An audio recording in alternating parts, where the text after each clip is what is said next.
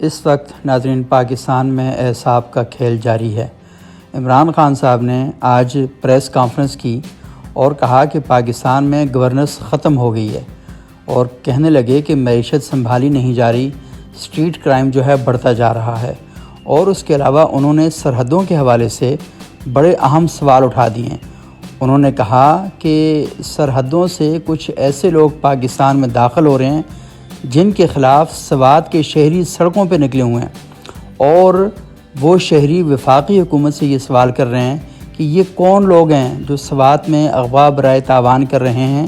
اور لوگوں کی عزتیں جو ہیں وہ داؤ پہ لگی ہوئی ہیں، اور دہشت گردی کا جو فریت ہے وہ ایک دفعہ پھر پاکستان کے اندر لوٹ کے آ رہا ہے۔ اور خان صاحب نے اپنے آپ کو خود کریڈٹ دیا اور یہ بات کہی کہ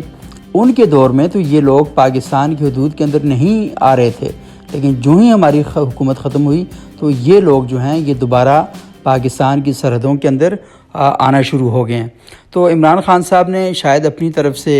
اس پریس کانفرنس کو کاؤنٹر کرنے کی کوشش کی ہے، جو آج کی ایک مشہور پریس کانفرنس ہوئی ہے جس میں D G I S P R اور D G I S I دونوں نے اکٹھے مل کر پریس کانفرنس کی ہے۔ لیکن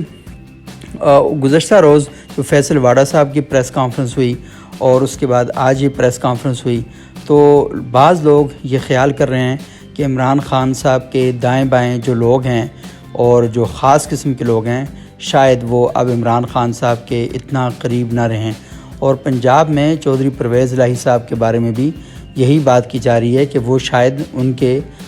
ساتھ اب نہ رہیں یا ان کی باتوں کو نہ مانیں۔ اسی وجہ سے گزشتہ روز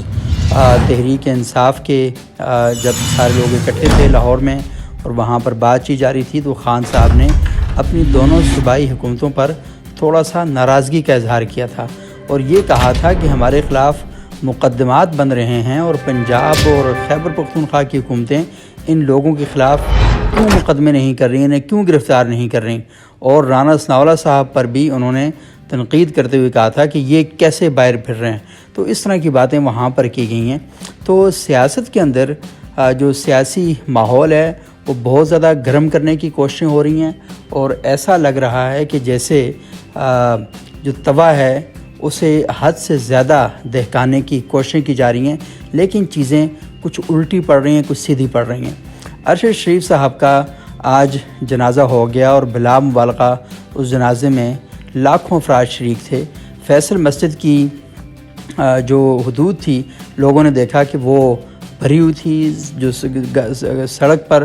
گاڑیاں جو تھیں وہ بہت بڑی تعداد میں وہاں پر موجود تھیں۔ پاکستان سے باہر سے جو لوگ ہیں وہ بھی جنازہ پڑھنے کے لیے اسپیشلی یہاں پر آئے، لاہور سے، کراچی سے، کوئٹہ سے لوگ بھی جنازہ پڑھنے کے لیے یہاں پر آئے، اور لوگوں نے ارشد شریف صاحب کو بہت ہی پروقار انداز میں اور بہت ہی شاندار انداز میں خراج عقیدت پیش کیا۔ جب ارشد شریف صاحب کی والدہ نے گزشتہ شب یہ کہا کہ سب لوگ پہلے میرے گھر آئیں اور یہاں سے ارشد کا جنازہ لے کر فیصل مسجد جائیں، تو اور کہا کہ اس کو میری خواہش ہے کہ میرے بچوں کو پھولوں میں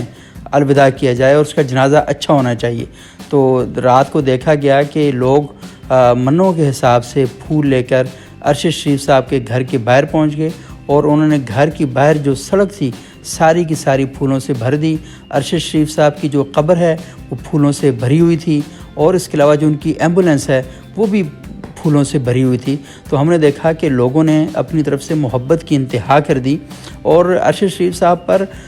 جو داغ یا دھبے کسی نے لگانے کی کوشش بھی کی تھی، تو ارشد شریف صاحب نے اپنے خون سے انہیں دھو کر یہاں سے گئے ہیں۔ ان کے نقطہ نظر سے لوگوں کو اختلاف ہو سکتا ہے، اور صحافی جب بھی رائے دے گا، جج جب بھی فیصلہ کرے گا تو اس کے فیصلے سے کسی کو فائدہ ہوگا، کسی کو نقصان ہوگا۔ جب بھی آپ رائے دیں گے تو رائے کسی کی فیور میں ہوگی یا کسی کے خلاف ہوگی، تو لازمی جن کے خلاف ہوگی انہیں تکلیف ہوگی، جن کی حمایت میں ہوگی اس کی تعریف کریں گے، اس کی مدح افزائی کریں گے۔ لیکن جو سب سے اچھا اور شاندار کام یہ ہوا کہ پاکستان کی تاریخ میں پہلی بار آج ایک صحافی کا جنازہ اس پوری آب و تاب اور شان اور شوکت کے ساتھ اٹھایا گیا، اور وہ جو شعر تھا آج اس کا مطلب صحیح طریقے سے سمجھ آیا کہ جس دھج سے کوئی مقتل میں گیا وہ شان سلامت رہتی ہے، یہ جان تو آنی جانی ہے، اس جان کی کوئی بات نہیں۔ اچھا، ارشد شریف صاحب کے قتل کے حوالے سے آج جو D G I S P R نے پریس کانفرنس کی اور ان کے ساتھ ساتھ ڈی جی آئی ایس آئی نے پریس کانفرنس کی، تو اس میں کہا کہ ارشد شریف صاحب کو پاکستان میں کسی قسم کا کوئی خطرہ نہیں تھا۔ تو سوال تو یہ ہے کہ، اور یہ سوال اٹھایا گیا کہ ارشد شریف صاحب کو باہر کس نے بھیجا،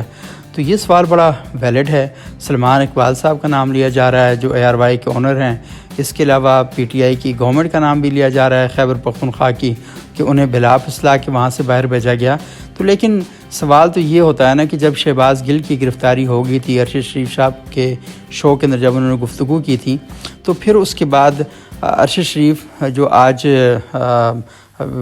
سابق وفاقی وزیر شیریں مزاری صاحبہ نے کہا کہ ان کے پاس وہ مواد موجود ہے جس سے وہ ثابت کر سکتی ہیں کہ ارشد شریف صاحب یہ سوچ رہے تھے کہ انہیں پاکستان میں قتل کیا جا سکتا ہے، اور ان کی قتل کے لیے بندے ان کے پیچھے لگا دیے گئے ہیں۔ اور جس طریقے سے پھر شہباز گل کو یہاں پکڑا گیا اور ان کے ساتھ جو ٹارچر ہوا مبینہ طور پر، اور مبینہ طور پر خان صاحب نے یہ بھی کہا کہ جنسی زیادتی کے جو واقعات ہیں وہ بھی سامنے لائے گئے، اور اعظم سوادی کے بارے میں یہ باتیں کہی گئیں۔ تو اس کے بعد یہ جو بات ہے یہ کی جا سکتی ہے کہ 16 FIRs ارشد شریف صاحب کے خلاف درج ہو چکی تھیں۔ تو اس ساری صورتحال کو سامنے رکھتے ہوئے ارشد شریف نے اور اے آر وائی نے یہ فیصلہ کیا کہ انہیں ملک سے باہر بھجوا دیا جائے، تو ان کے لیے یہاں پرابلم ہو سکتے ہیں۔ تو یہ ساری جو باتیں ہیں یہ ہمارے سامنے آج لائی گئی ہیں، لیکن ہمیں آرگومنٹ اس طریقے سے بتائے جا رہے ہیں، یا اس طریقے سے ہمیں کہانیاں سنائی جا رہی ہیں کہ جس میں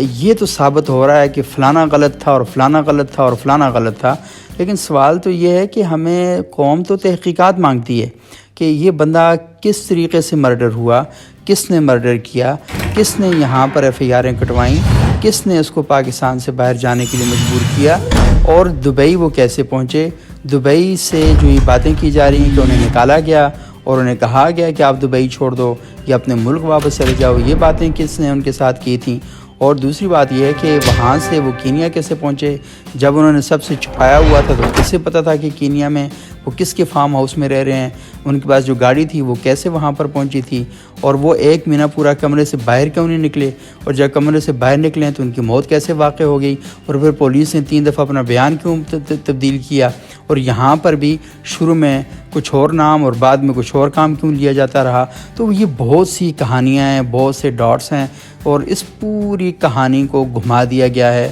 الجھا دیا گیا ہے، اور ایک ایسی سٹوری کریٹ کر دی گئی ہے کہ جس میں ایک دوسرے کے بارے میں سیاست ہو رہی ہے، الزام تراشیاں ہو رہی ہیں، لیکن اصل جو بات ہے وہ ہم سب کے سامنے نہیں آ رہی۔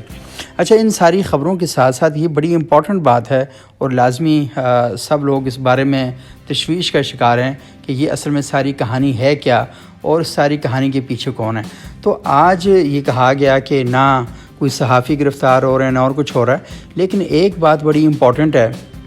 وہ یہ ہے کہ آج ارشد شریف صاحب کے باہر جانے کے جو مناظر ہیں وہ بھی سارے دکھائے گئے پریس کانفرنس میں، لیکن جو ایک اینکر ہیں چودھری غلام حسین، انہیں FIA نے لاہور حسین چوک کے قریب سے گرفتار کر لیا ہے، اور جو گرفتاری ہے وہ رات کو پیش آئی ہے، اور چودھری غلام حسین کو ایک مقدمہ نمبر 94/2011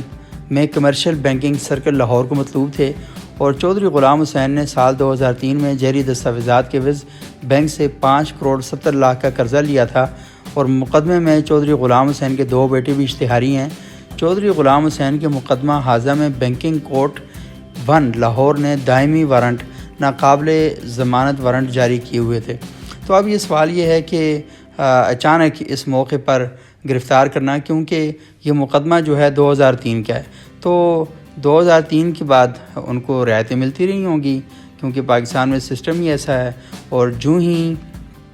یہ ساری چیزیں ہو گئیں تو اب آپ کو لگا کہ شاید ہم یہ جو ہیں یہ ہمارے کام کے نہیں ہیں۔ تو میرا خیال یہ ہے کہ یہ بہت ہی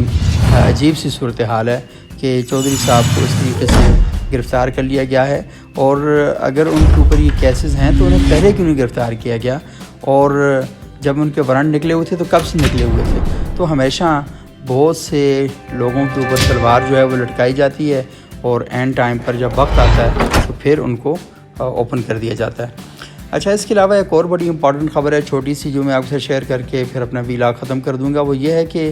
وزارت داخلہ کا صوبائی حکومتوں کو پی ٹی آئی کے جو مارچ اس کے والے سے خط لکھا ہے، اور وزارت داخلہ نے کہا ہے کہ پی ٹی آئی کے لانگ مارچ سے عدم استحکام کا خدشہ ہو سکتا ہے، اور جو خون خرابہ اور پریشانی یہ سارا ہو سکتا ہے۔ کشمیر اور گلگت بلتستان کی حکومتوں کو بھی خط لکھے گئے ہیں، اور یہ کہا ہے کہ وفاق اور صوبائی حکومتیں جو ہیں وہ آئین کے تحت اتحاد کا مظاہرہ کریں، اور یہ کہا گیا ہے کہ آئین کے آرٹیکل 148(1) کے تحت ہر صوبہ وفاقی قوانین پر عمل کرنے کا پابند ہے، اور آئین کے آرٹیکل 149 کے تحت وفاق صوبوں کو ہدایت دے سکتا ہے، اور اسی طرح تمام ملازمین ریاستی قوانین کے تابع ہیں، اور تمام سرکاری ملازمین آئین کے تحت فرائض سر انجام دینے کے پابند ہیں۔ کسی حکومتی ملازم کو لانگ مارچ میں شرکت کی اجازت نہیں دی جائے گی۔ کسی قیمت پر ریاستی آئین اور قوانین سے انحراف کی اجازت نہیں ہوگی۔ صوبائی حکومتیں سرکاری ملازمین کو لانگ مارچ میں شرکت نہ کرنے کو یقینی بنائیں۔ لانگ مارچ میں صوبائی حکومتیں آئیں اور قانون کے مطابق عمل درآمد کریں۔ پی ٹی آئی نے 28 اکتوبر کو لاہور سے لانگ مارچ شروع کرنے کا اعلان کر رکھا ہے۔ تو لانگ مارچ کے حوالے سے بھی یہ ساری باتیں ہو رہی ہیں، اور بہت سے لوگ کہہ رہے ہیں کہ ایسی صورتحال کریٹ ہو سکتی ہے کہ جو بڑے پرابلم ہو سکتے ہیں۔